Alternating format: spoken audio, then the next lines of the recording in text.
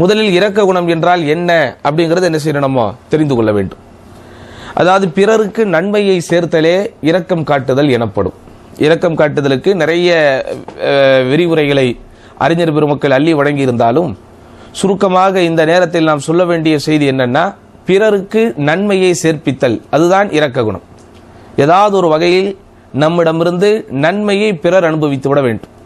அது நம்முடைய சொல்லால் இருக்கலாம், நம்முடைய செயலால் இருக்கலாம், நம்மிடத்தில் இருக்கக்கூடிய பொருளால் இருக்கலாம், நம்முடைய சிந்தனையால் இருக்கலாம். இப்படி ஏதாவது ஒரு வகையில் பிறர் நம் மூலம் நன்மைகளை நலன்களை பெறுகிறார்களேயானால், அப்படி அந்த நன்மைகளை அவர்கள் பெறுவதற்கு நாம் அனுமதிக்கிறோமேயானால் நம்மிடத்திலே இரக்க குணம் இருக்கிறது என்று பொருள். நீங்கள் பாதையில் சென்று கொண்டே இருக்கிறீர்கள், அந்த பாதையிலே கஷ்டப்படுகிற ஒருவரை பார்க்கிறீர்கள், மயக்கம் போட்டு கீழே விடுகிற ஒருவரை பார்க்கிறீர்கள், தண்ணீர் கிடைக்காமல் தத்தளித்துக் கொண்டிருக்கிற ஒருவரை பார்க்கிறீர்கள்.